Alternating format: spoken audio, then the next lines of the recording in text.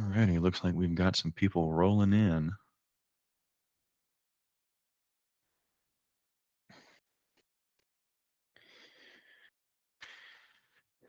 I've got some rainy weather over here in Dallas, Texas.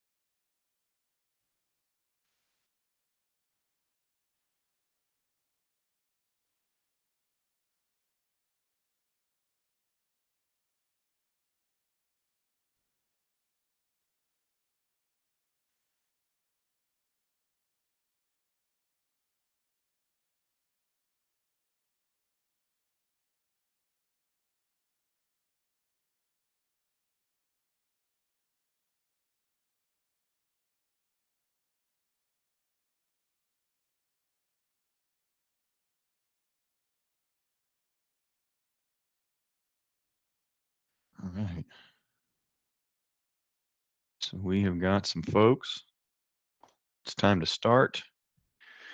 Um, so hello, everybody.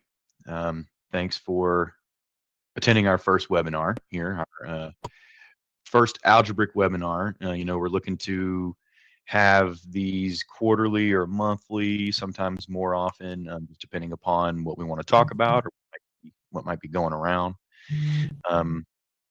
I'm joined here with two panelists. We had one of our panelists, Shad Edwards. He was having some technical issues, so he wasn't able to join quite yet.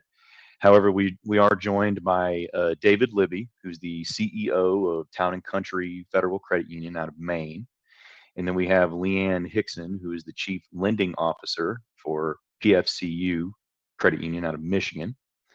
Like I said, my name is Jesse. I'm the VP of Product Management for Algebrik. We're also joined here with Andrea Silvers, who is our VP of Business Development and Partnerships at Algebrik. And we have our webinar here, and the theme is Lending 2030. So what's important about the year of 2030?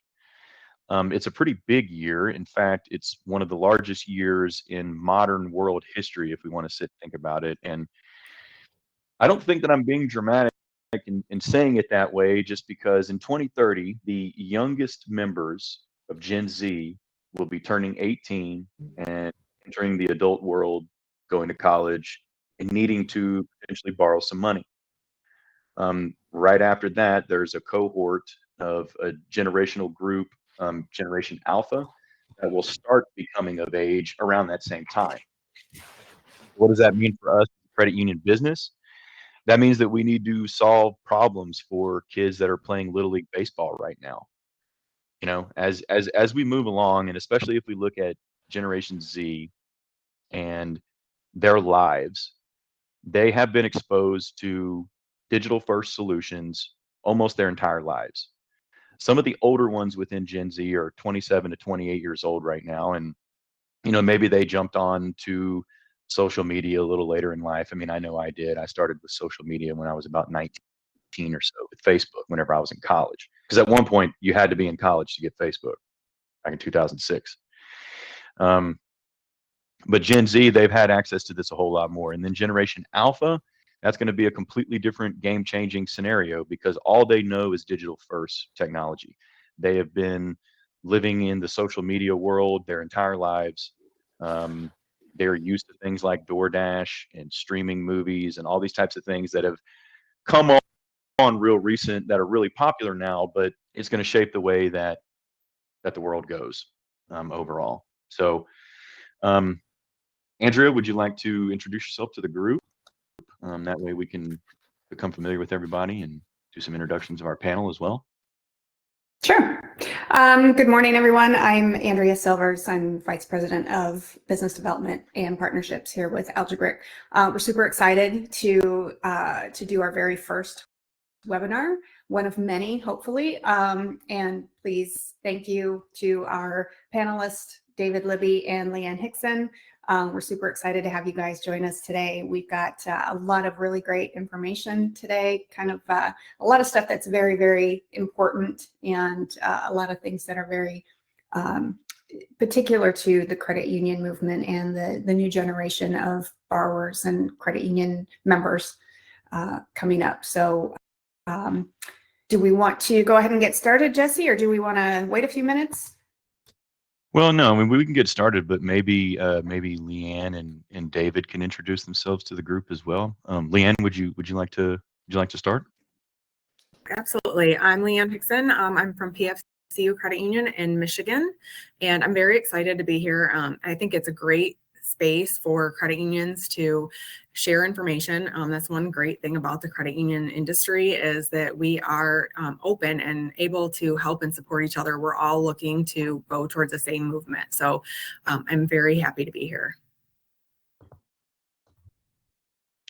Alrighty, and David. Yeah, hello. Thank you. I'm excited to join you all, and really excited to share some of the thoughts and things on shaping of lending and where lending's heading in the future. So, Yep, excellent. All right. So could we go to our next slide, please? Actually, hold on, Jesse. We actually have Shad joining us. He just popped in. Yep. Okay, excellent. We will let him get his mic working. Shad, can you hear us? I can hear you. Can you hear me? Okay, excellent. Yep, fantastic. Good. All right, good deal. All right, so we got Shad here, so now we got our whole panel. It's fantastic. Shad, would you like to maybe just do a brief introduction of yourself before we move forward? Yeah, my name's Shad Edwards. I'm the Chief Lending Officer at Midwest America Federal Credit Union. The one thing you got to love about federally regulated financial institutions is we have wonderful firewalls to not allow access to certain sites. So apologize for coming in late, and I'm on my cell phone. I wasn't able to access through my computer. So, but I'm glad to be able to join everyone. Excellent. Yeah, and hey, that's good. You guys are going to have some good security, so you won't have to worry about any type of breaches. So that's good. You know that it works. I mean, that is the upside. It's the reality. Yeah. Okay. Excellent. All right. Good. So we got the whole team here. So, so can we move on to the next slide? Excellent. So this is going to be our agenda. So, setting the stage, why lending needs a rethink. I think that most of us would probably find that question to be pretty obvious, but we'll go in depth. We'll have a fireside chat talking about borrower demographics and the changes that are happening, kind of like a group discussion. Really, all of these are going to be group discussions, and then we'll go into sort of a panel. We will ask specific questions to each of our panelists. Then we'll get into a Q&A, and then we'll wrap everything up. So, next slide, please. Before we start, though, however, we would like to ask a poll. So let's move into the poll slide here, which is going to be, Arvin, can you move to the next slide, please, sir? Good deal. So this is a poll to all the attendees here. So what is your biggest challenge in preparing for future borrowers? Borrower experience, regulatory compliance, processing speed, technology adoption. So we'll put that poll to the group. As that poll is going out, and I'm not trying to influence anybody's answer, but as I look at this, I mean, I think that for me, the answer is probably technology adoption. What do you think, Leanne? I mean, if we're looking at biggest challenges with future-proofing ourselves, in my opinion, I think the tech needs to be there. It does. I think that is one of the biggest challenges that we face, not only in the credit union space, but if you think outside of the credit union space, what are our borrowers utilizing outside of the credit union space. The technology is there and they're adapting faster and quicker than what financial institutions as a whole can do. So technology adoption and the pace in which we're able to bring that to market is the biggest challenge. I will say for me also, regulatory compliance is right up there when we're talking about AI and some of the ease and efficiencies that these technologies bring to the market. We have to evaluate that risk and look through the compliance lens as well. And that can be a challenge at times. Right. Compliance, obviously, that's huge. The technology, especially as things just get bigger, the technology needs to help with the compliance, right? Because there just comes a point whenever there's so much volume coming in and so many boxes that have to be checked where it's difficult to keep up with everything. So, and I think that the tech kind of leads us to all of that. Let's see. Which results should be put up on the slide? Okay, so where would we have our results here? They popped up for me. Hey, Oop, Jess, yeah, I would, right. I would add that probably the borrower experience is number one challenge and it's the meeting those three things: the regulatory compliance, the speed, and the technology adoption, getting all those to align quickly to create a great borrower experience. I think that's honestly our biggest challenge going forward. Yeah. These And you'd be experiences and right. expectations are changing fast every day. Mhm. It's a hard target to hit. Yeah, and it seems like the group agrees with you in that. So the borrower experience, technology adoption. I mean, really, those go hand in hand, right? I mean, Yeah, they all the do. borrower experience is enhanced by the technology, or at least it can be. Okay. I agree. I think there's a heavy expectation on the borrower's experience and what is available currently. The speed in which the technology is evolving plays a big part in that. Mm-hmm. Shad, what do you think? I agree with what everybody's saying. The big challenge with that then is the expense side of it. You know, technology is constantly changing. You spend money on money on something now. It takes you 6 months to implement it, and things are Right. changing 6 months later. That's true. That's true. Everything does change pretty quick. I mean, you know, like when those 12-year-old generation alphas become 18, I mean, what's it going to be like in 5 years, right? In 5 to 6 years. I mean, even just 6 months down the road, like you said, things change so quickly. So yeah, that's going to be something that we'll need to stay on top of as a group. Okay. Interesting information. Seems like everybody's on the same page.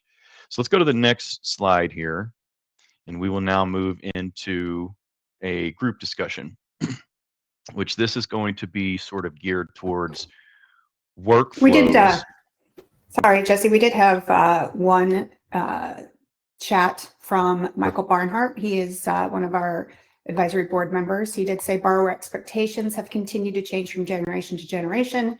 Evolving technologies to match those expectations is critical. Absolutely. Yes. Thanks, Michael. Yeah, and going from generation to generation is something that we're going to talk about here in just a second. So that's a fantastic point to make. Right here, though, within this slide, when it comes to this common generation, you know, we want to discuss about how workflows must be adaptive and basically how that can help the overall experience. So with this particular slide that we're looking at, you know, we want to note that many credit unions focus on surface level goals, such as speed, the rates, digital access, these types of things. But just having the technology and it displaying on your website is one piece of the equation.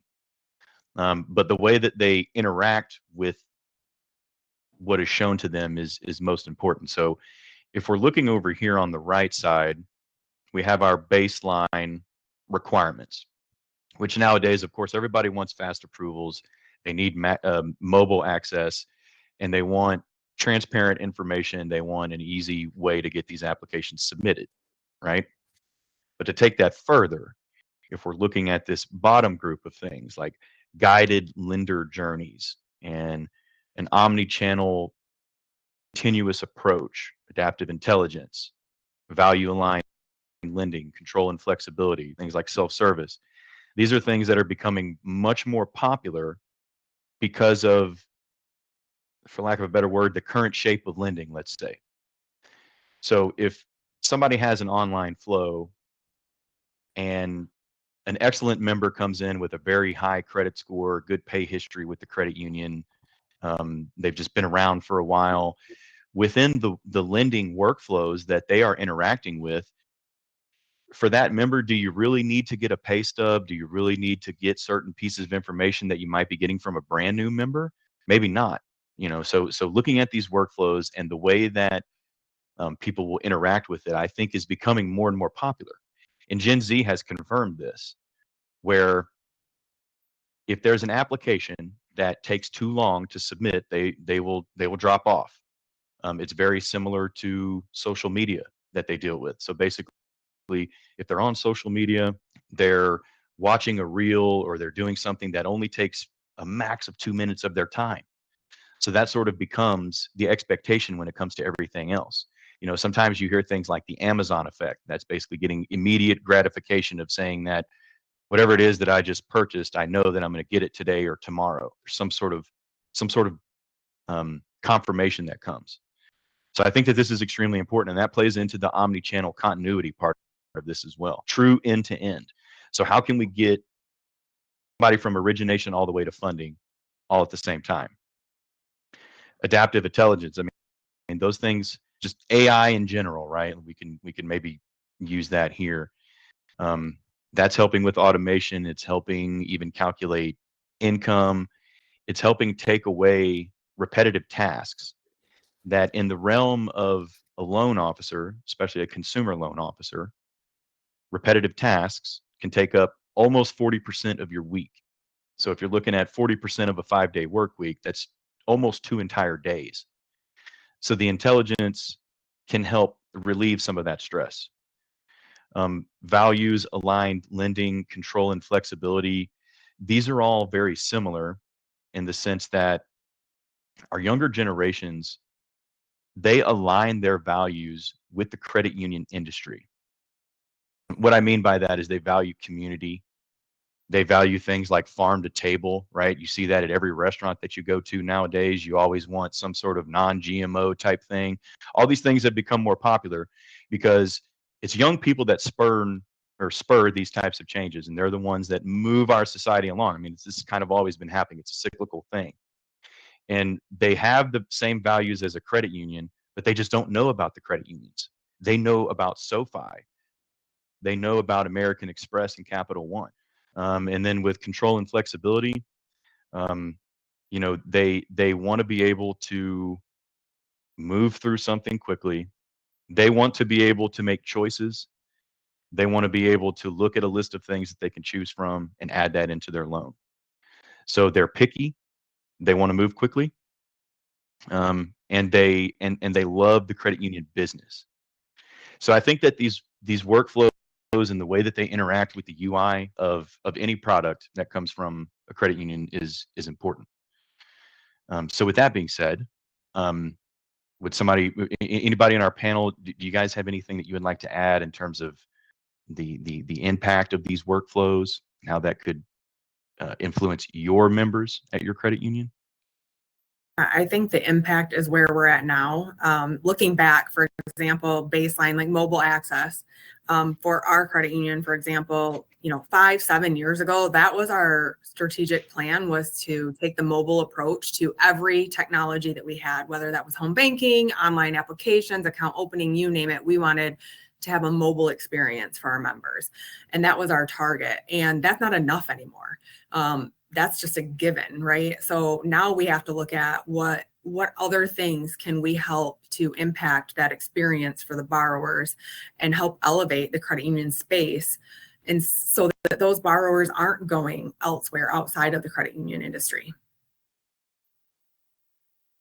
And that's the thing is, going to the other industries, right? They're going to the fintechs, they're going to those large online lenders and the neobanks that they have that quick access to, right? And for them, they're thinking, hey, I just need my money, and they want it quick, but they should be getting it Not from the the credit. same anymore. Young people coming into the work industry, for example, used to be your work or your family would tell you, where to go do your banking, whether that was a community bank or a credit union. Somebody along the lines would say, go open your account here. You can get your check cashed here, what have you. That's no longer the need or the case. And, I was looking at an application the other day and someone had Cash App written down as their institution, their primary financial institution. And that was the first time I've ever seen that. I mean, I know that people use it, right? I know that, Venmo, Cash App, those are all highly utilized technologies, but that was the first time I've seen somebody say that's their institution that they use. And that is Wow. the environment that we're trying to, basically compete with. It's not necessarily the other credit union down the street. You're right. That's a good point. I think that the kids nowadays, they're not getting credit unions that are advertising to them. They're getting the Cash Apps and the Venmos and the SoFis because those fintechs right now are meeting these kids where they're at. And as credit unions as a whole haven't really caught up to that yet. They're still maintaining the relationship they have with their long-term members, but they're not quite thinking yet, how do we get in touch with these kids that are coming into the market now? And I think that's where the shift needs to start happening. Absolutely. To follow up with both of you, we were in a meeting probably 6 months ago, and a kid in IT, he's probably 25 years old. We were going around there and discussing different things, and somebody brought up writing a check, and he just looked at us all and he said, "I've never written a check in my life." Mhm. And it hit me then, like, that generation, no, they don't.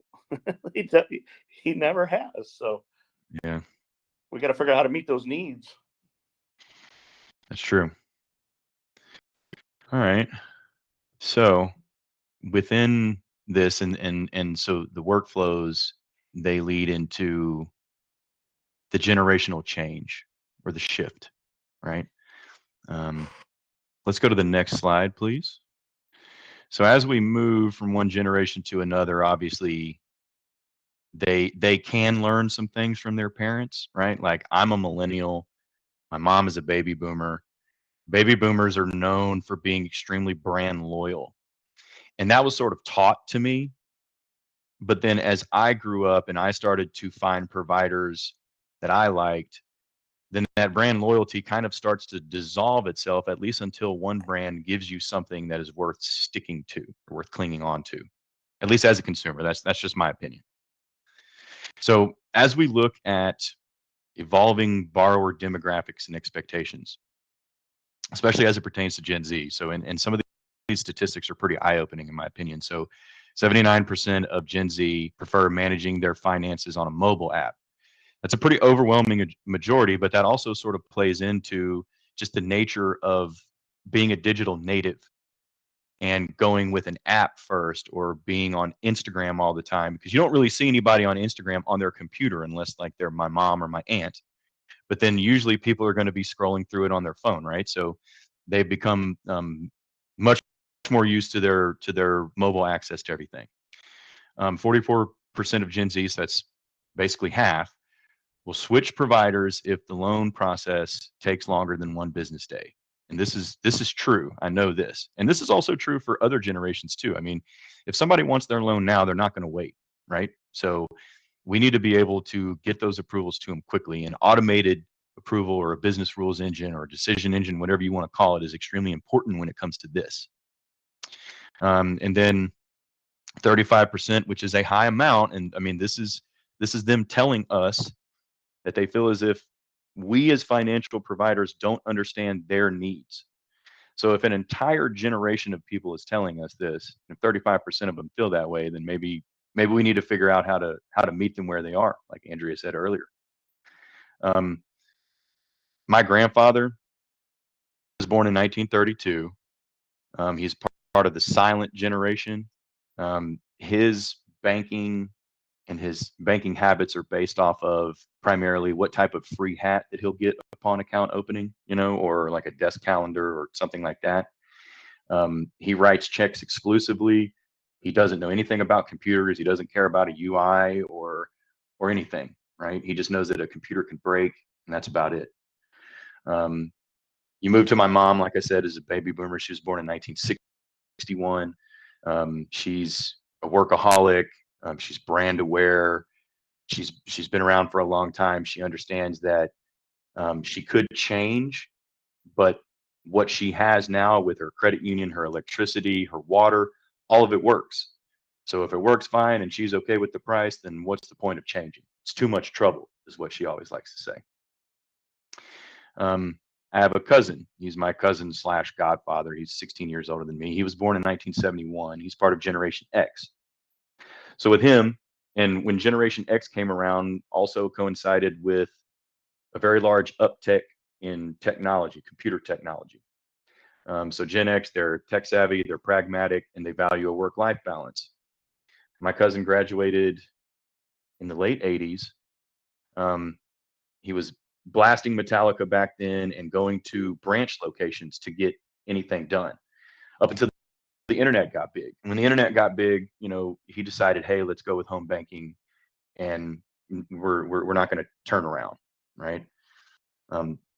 For him, things like convenience services, DocuSign, things that you don't have to leave your house for, he absolutely loves. And then as we move forward now, then we look at the millennial generation. The millennial generation is the one that kind of really started all of this stuff in terms of asking the question of like, do we really have to work hard? Do we really have to do all of these manual processes? Because we millennials were known as being lazy for the longest time. I mean, I know that we're probably still are kind of lazy, but that's just a generational thing, right? And look, for me, my digital transformation happened post high school. So post high school was whenever I first started getting into social media. I first started using things like PayPal to pay my rent. I started using home banking and all those things because what was taught to me, like Andrea said earlier, was my mom said, hey, you have to write checks. You have to keep a ledger. You got to make sure that you subtract everything, even though that money's not out of your account. It's not your money, right? So those are things that we've all heard. My digital transformation happened when I was 18, 19, 20. But Gen Z and Gen Alpha, they've had access to all these digital services ever since they were very young.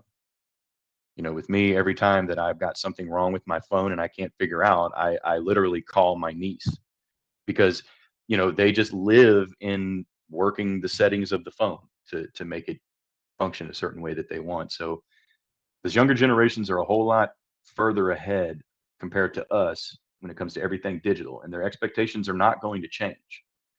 In fact, it's only going to get more digitally centered. So we as an industry have to be prepared for that.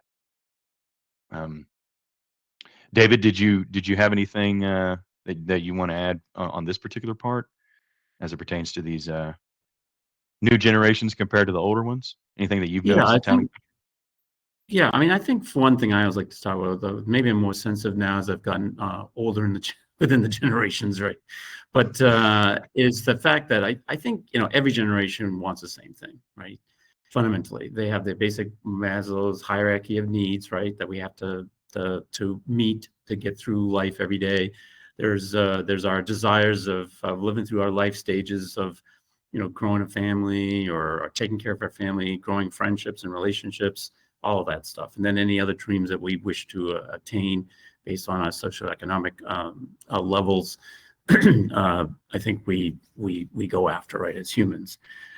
I think obviously then when we talk these generation differences, there are these nuances based on the time, right, around us of the different time frames, the 50s, the 60s, the 70s, 80s, obviously, with technology and other social economic changes and society's desires and behavior changes and things like that, which go into customer behaviors, right, which is really critical with, I think, our overall discussion today.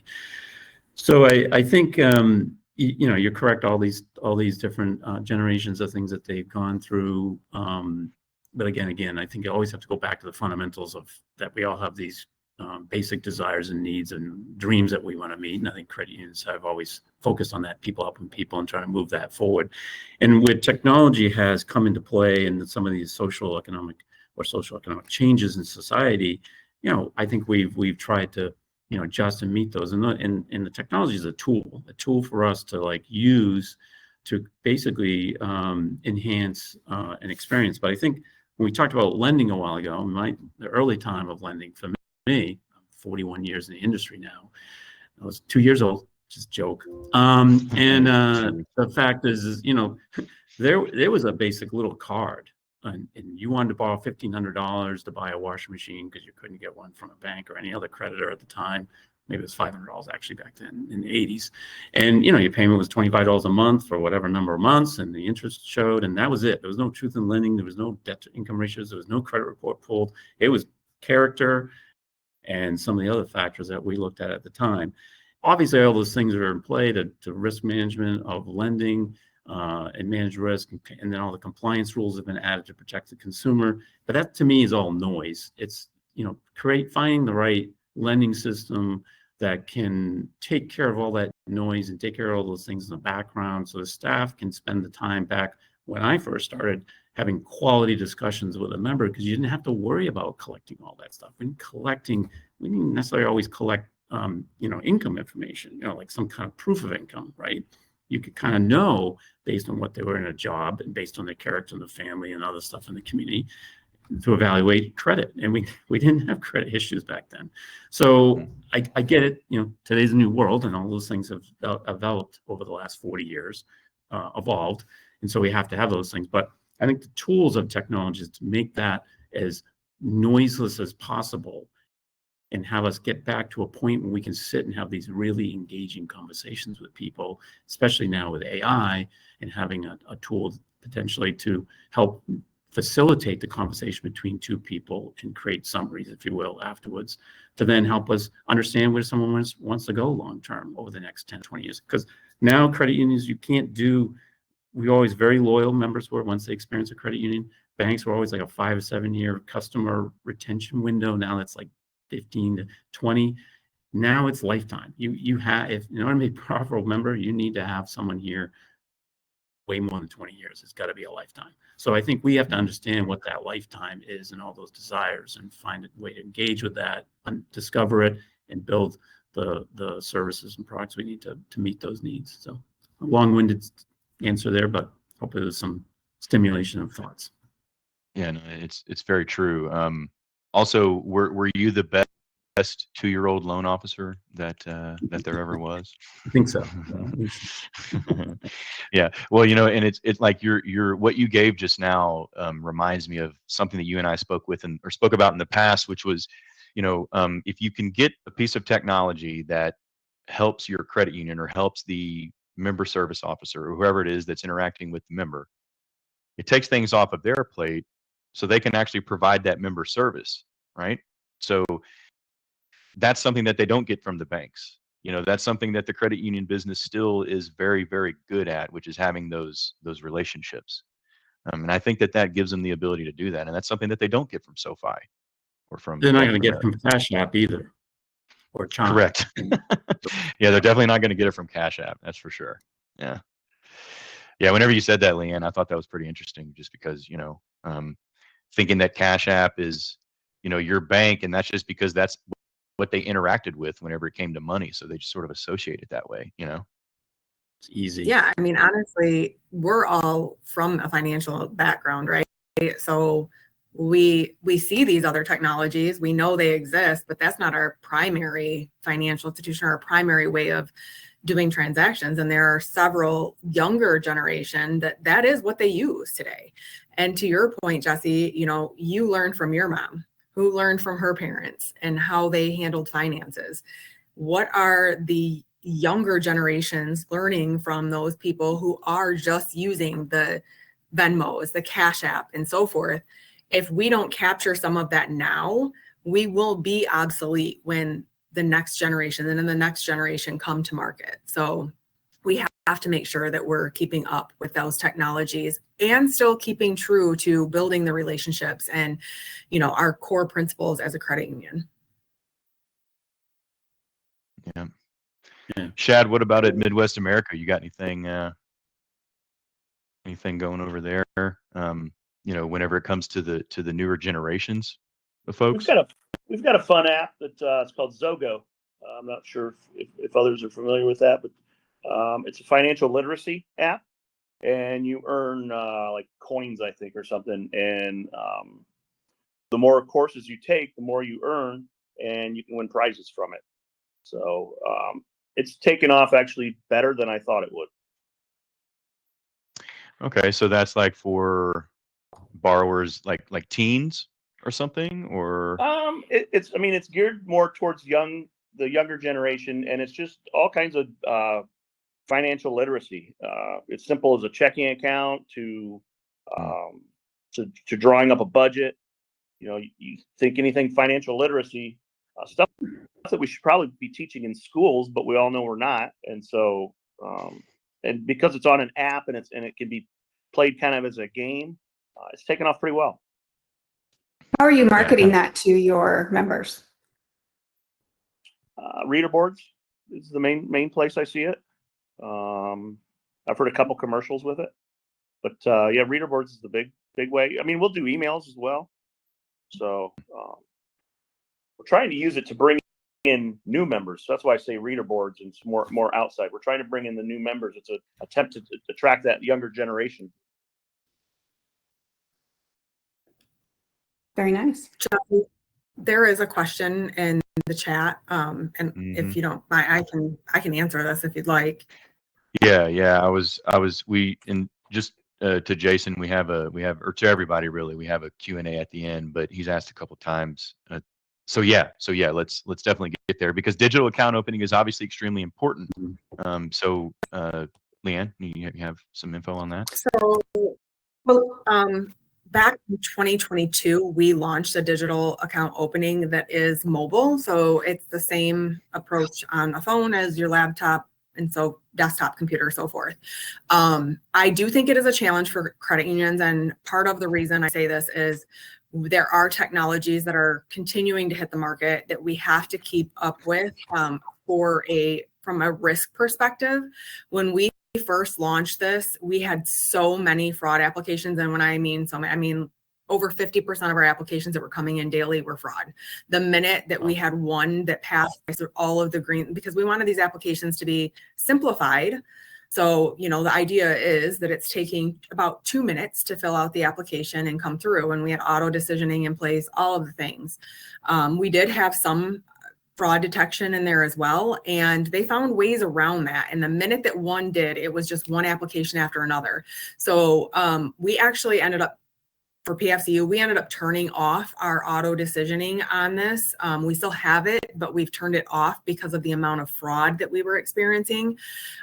Thankfully, we had staff that was looking at this on the backside instantaneously. So from a financial standpoint, we didn't take any financial loss, but it was a challenge, and it's still a challenge that we face today, is from the fraud piece. So while we could provide the technology that the younger generation wanted in this area, the risk was too great for us at the time to keep that auto decisioning tool open. What was the fraud that was occurring the most? Yeah, so those apps that were coming in, like what were they doing essentially? Like what was the cause of the fraud? Were they just getting it opened and then they were writing checks or something, or? Oh, we had not gotten as far. Like I said, we had staff that was catching this on the back end immediately. So they were closing those accounts as soon as they were opened. But they're synthetic apps. So you would get, it looked amazing. They were doctors, they were lawyers, they were making hundreds of thousands of dollars a year. They had A+ credit. But when you actually looked at the credit report, there was a lot of authorized user accounts, a lot. There were primarily credit card trade lines. So not a lot of mortgages, things like that. It was, when a human looks at it, you could easily see some of those things. So we're going to continue to revisit that. And we're now looking at technology to embed within that application that detects fraud a little bit better, looking specifically for synthetic fraud, because that was primarily what we seen. Out of all of them, we had one that passed through our employee as well, that was opened, and we found out when the real person received a statement in the mail, because they never signed up for e-statements. The fraud person didn't, and the real member got a statement in the mail and said, I never opened an account with you.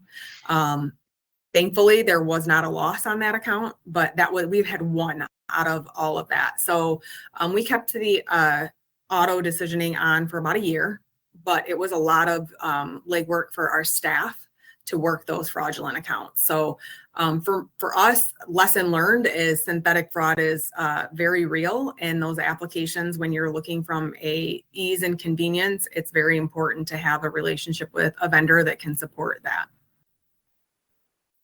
Right. Excellent. And I think Shirley made a really good comment here. I think it's interesting that SoFi refers to users in its community as members. I wonder where they would have gotten that from. All right. So, yeah. All right. So that's good. So that was part of our group discussion. So now we'll move into some questions that we will specifically ask our panel of experts.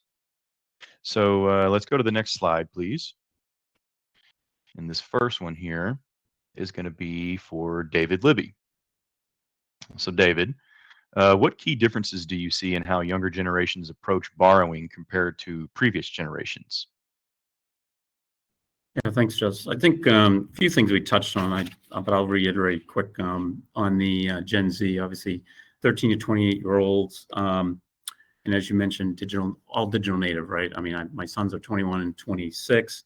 So I will touch some things I've touched on that made notes on. It was interesting to see the same behaviors and things that they're concerned about or plan to move forward with on a day-to-day basis. But obviously, digital natives, they're heavy use of technology and social media and all the emerging social platforms, and they're willing to test a new platform, and then it can be a thing of the day, and then they move on to another platform, right? But the key platforms, the Instagram and TikTok and stuff, is still predominant platforms for them to engage in. Obviously, way more diverse racially and ethnically than the majority of generations in the past. Heavily individualistic, they're very interested in being an individual, and that's, you see that in everything from social influencers who are passionate about particular things in their life that they like to do, not just the clothing or fashion merchandise influencers, but things they're passionate about, say climbing or surfing or scuba diving around the world, those kind of things, and want to be very personal and want a personal experience with those that they engage with, and then the influence. There's a lot of influences they're having, right? Workplace. We're trying to figure out what is the new workspace. Like, was this work? But when you have a working from at a workplace, what does that workplace have that'll meet their needs and expectations in the future? And in big is social impact. What is a particular brand doing in the backspace, people around them, and what impact are they having in a number of areas of interest that they have.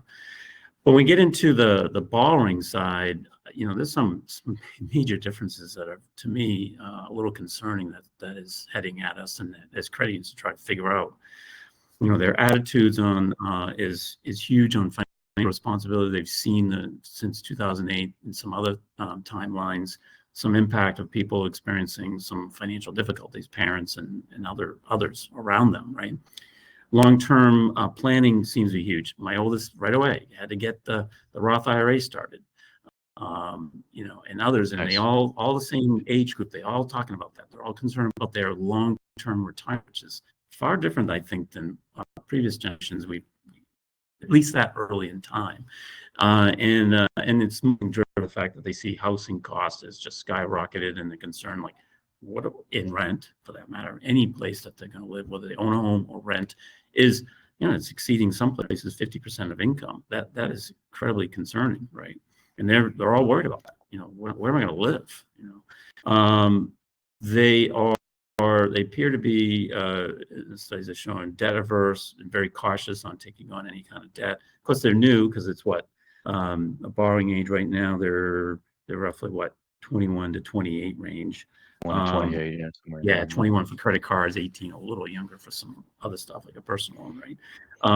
And in whatever, I think everyone's seeing what should be reflecting at the credit union space is seeing that they're all very interested in saving. I mean, all my sons, they save everything. They don't want to spend money. If they spend, they want to spend or via cash and some other ways and not via credit. Interesting. I'm seeing the same thing with my two sons. Okay. As Leanne mentioned, fintech-wise, Chime, Cash App, Apple Cash, or just Apple Pay, and then buy now, pay later. You've seen a lot of articles about that and talking about that they're taking on debt there. And I'm like, I don't know. I'm not agreeing with some of the experts in those papers that I read about buy now, pay later, and that this generation using that inappropriately. I mean, they're short term. They don't have a lot of money to really spend. They want to save it anyway. So if they do spend some money, they're using cash flow methodologies, if you will, now than previous generation, thinking about where their money's coming in, going out through their gig work and their regular employment that they have or may not have. And an interesting, I was doing some digging, and credit cards for this Gen Z versus the millennial, the same time age, credit cards were 44% with that prior generation at the same age range. There, it's 26%. Massive difference. A lot of usage difference. They don't want to use credit cards in credit card debt. They use it for rewards, maybe, and some maybe cashback stuff, and they're using debit cards in the things like Cash App and Venmo debit and things like that. And then student loans, 49%, it's 34%. Another area where they are more averse to the traditional student approach to higher education. The ones, my oldest at 26, was a little more traditional, but now is using different means to go for graduate PhD to save considerable amount of money. Yeah. In that higher education, and some loans got out of hand for the generation before the millennials, Gen Y, right? And then they're all feeling that pain. That here at work, lots and lots have 100K plus in student loan debt. Yeah. And using SoFi to refinance. Anyway, and so they seem to be using all the non-traditional, the community colleges, and trade skill routes, learning a trade and then going off, making 6 figures, operating heavy machinery, any number of things. But they're very interested in using schools, and the colleges are having to adapt fast, obviously, because they're looking at different ways to attend college. I would say big thing, same with mine, no trust in banks, 0. And my oldest went out and dabbled with TD, I shouldn't mention the name, my wife works there, and then had a horrible experience. So he had it here that was established eons ago when he was born, and then came back, like, what the hell? Why should I deal with a bank?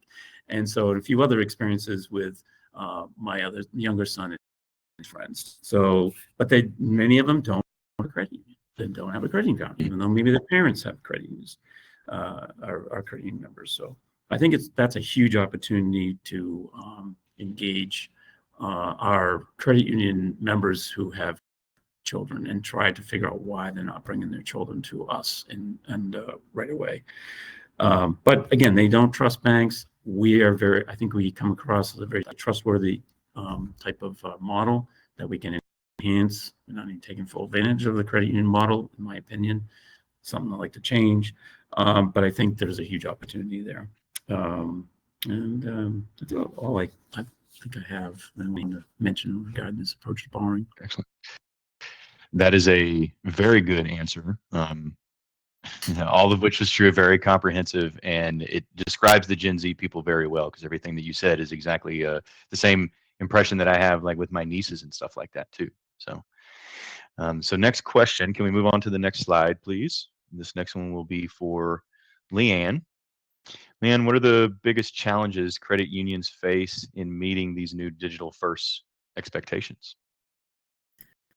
I think for my credit union, and I know I've been to a few conferences and talked with others in the credit union industry, but the biggest challenge that we have is resources. So determining what comes first, where your priorities lie, the technology and the speed in which it changes. By the time you're finished with one project, there's new enhancements and there's new adaptive controls that you need to be put in place and so forth. And for most institutions, you're working with one IT team, right? For my institution, for example, we have one IT team, but operations could be wanting something implemented at the same time as I am. Where are those resources within our IT team and our project management team?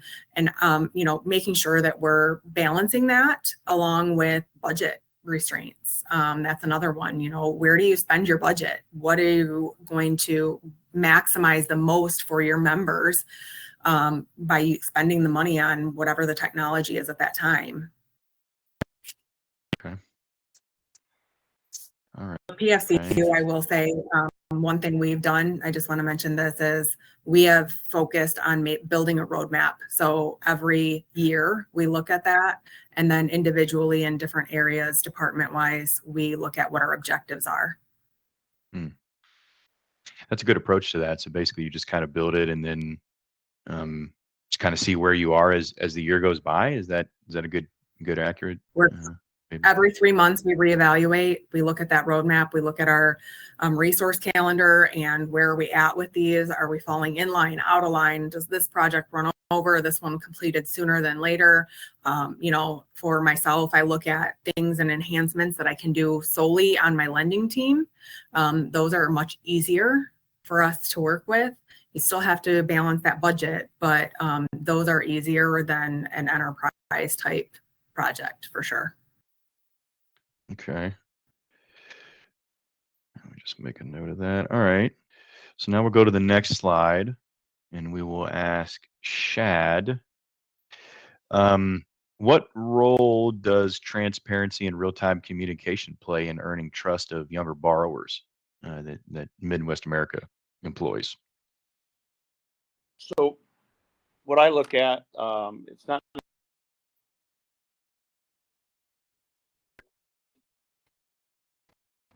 Maybe is the phone breaking out for everybody else?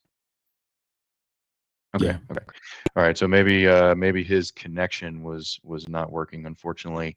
What we'll do, just in the interest of time, though, however, is that we'll move on. Let's go to slide number 13, please, because we're going to move on to our next poll, which is, and let's just go to slide 13 here. Well, this is the second one. This will work. Slide 2. All right. So just find it where we are here. All right. So what are your what is the biggest hurdle serving young borrowers? Is it a lack of data insights, slow application process, limited digital tools, low member engagement? If I were to guess, I would think it would be the tools. I mean, to me, I think that kind of goes back to the tech, in my opinion. If you have something that doesn't lend itself, which is kind of a funny way to say that given this conversation, but doesn't lend itself to being able to quickly push everything into the system, it kind of becomes more of a cumbersome effort. So do we have the polls? Let's see the result. Biggest hurdle, limited digital tools, low member engagement. That's going to be the highest ones. Slow application process comes in at number 3, and lack of digital insights. So that's pretty consistent with what I was thinking there. The tools, but then low member engagement. So that means that, again, we need to get in front of them. We need to get where they are, which is that digital ecosystem. They need to know that they have these application tools, that we have the AI, that we can get those applications pushed through quickly, and that we have that omni-channel approach. All right, so how about we skip to slide number 13 because we have another poll. If we could do that, please. And slide 13, we'll have another question. So which digital transformation initiatives would have the biggest impact in your workflows today? So from the individual credit union with our attendees here. So what are going to be those big impact items? A single system to handle end-to-end loan origination, mobile first borrower journeys, real-time compliance alerts, risk insights, intelligent automation. So that's some of the stuff we talked about earlier. A centralized dashboard for lending collaboration or integrations with the external partners. I would say a lot of these are pretty important. The integrations are important, obviously, because we need to be able to use the tech to pull certain data points. And with consumer permission data and all the other things that we have access to nowadays, it gives us the ability to make good decisions. And then we can have an automated flow that will make things easier for us. So now let's take a look and see what the result is on our question 3 here. Oh, this is a good one here. Oh, the big time majority is saying a single system to handle end-to-end loan origination and decisioning. And I think that makes a lot of sense, just because if you have lots of systems that are doing this, then that just increases your technical complexity. It makes things more difficult for the loan officer. It makes things more difficult for the applicant. What else? Intelligent automation. That goes into, a single point of contact, centralized Hey, dashboard, Shad, faster integration. since Shad is back, he was able to get his phone to work again. Can you chime in here? What are your thoughts on this? On the digital transformation initiatives? Yes. Yeah. I just kind of got logged in, so sorry about that. A call came in and it kicked me out. I'm not having a good technical day today. I hear you. Yeah, give me. I guess just keep going. I just kind of just got in, so I'm catching up. Okay. What about you, Andrea? What's your opinion on this one?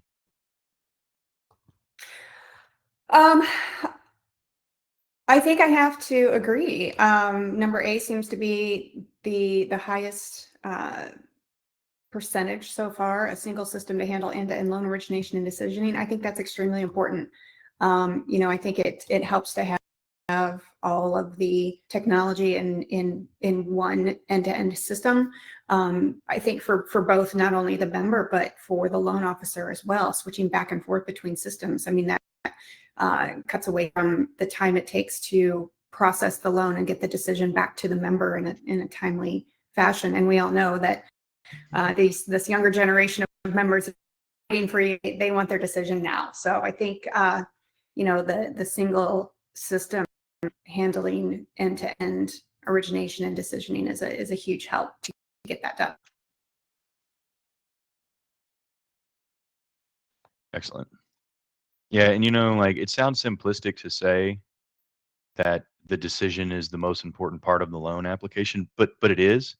And that kicks off everything, right? Because you can't have the automation unless the application is approved. You can't push it into the core unless it's approved. So, I know it sounds kind of crazy, but it's true. And having the decision and loan origination all in one makes your life so much easier, and you're able to move through things much faster. Alrighty, so we are getting close to time. And what we will do is let's just move to slide number 19. That's the second to last slide. And we'll go ahead and recap everything. So we need to embrace the technology. We need to use this technology to make our lives easier as the lenders. But by doing that, we're going to be able to give more member service to the people that are in our membership base, which we need our younger borrowers to understand that the credit union industry is where they need to go to borrow their money. And they're going to be able to go there to get fast decisions, but they're also going to be able to go there in a pinch. They're going to be able to go there to explain to you that maybe they need some money for rent or something like that, and the bank might not be able to do that. And that just goes down to what we as the credit union industry are at our base. We need to obviously lean in on preventing fraud and losses for ourselves. So we need to make sure that we're paying attention to synthetic fraud. Leanne gave us some great examples earlier of looking at applicants coming in, opening applications that have lots of authorized users on their account, lots of credit card trade lines, no mortgages, those types of things. So those are some good things to be alert about as you move through. We have our digital natives that we are now dealing with. There's a shift happening. People like me that were millennials at one point, those guys maybe had a beeper or an old cell phone where you had to actually pull out the antenna and stuff like that, right? But now beeper, people don't know what beepers are. They don't even know what cassettes are or VHSs. So whenever it comes to these digital natives that are on social media constantly, they are willing to move from one platform to another at the drop of a hat if they don't like what it is that they're dealing with. So we need to be mindful of that as an industry. The diversity and their individuality that David pointed out earlier is the beauty of these new generations, but it's also the reason why they feel as if they can move around quickly. So we have to be able to pivot as fast as they can. Whenever we have, Hey, Jesse, we actually have one question after we get to it before we end, but David asks, what has been the most difficult internal mindset shift in modernizing your lending workflows? Not the tech, but the team or cultural adjustment. Shad, do you think you can maybe chime in on this? Do you want me to repeat it?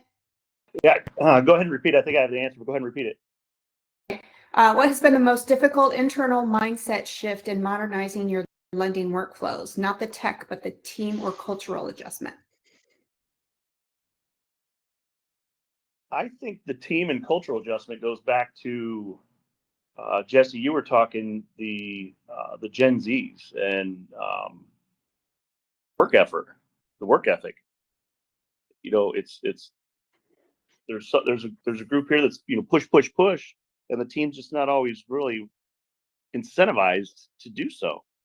And so we can put all the great technology in the world in, and this is what I find interesting is how things are going to go moving forward. How much technology are we going to adapt because of that lack of individual drive to work? And will that drive be instead of having 30 people downstairs, will we end up having 10?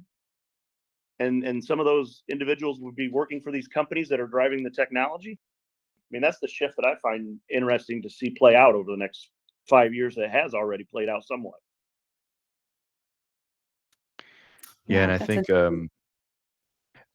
and to your point, you know, when it comes to like cultural adjustments and just adjustments in general, I think that we as an industry, we also need to adjust our thinking of traditional underwriting, because I think that we've gotten to a point now where we've got access to so much data that just calculating debt to income ratios and looking at credit reports is not quite the same as it used to be. And then we have another question here from Joe. So Gen Z prioritize experiences. Say going to Coachella, that's true. We'll be interested in financing it because they are well known for not saving. Increased travel and experience providers are looking to embed financing, a modern form of point of sales financing. What are your thoughts on credit unions working with embedded finance providers to attract Gen Z? It's a new age in indirect lending. I agree. Yeah, I agree 100%. I think that embedded finance is the future, 100%. It's going to be everywhere.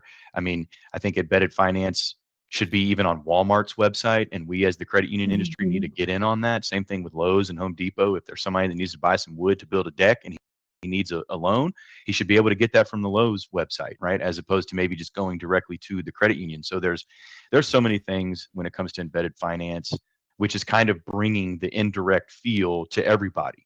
And I agree with you, Joe, that this is something that we need to lean in on, and it's the future, in my opinion. Andrea, what do you think about that? I think Joe's spot on.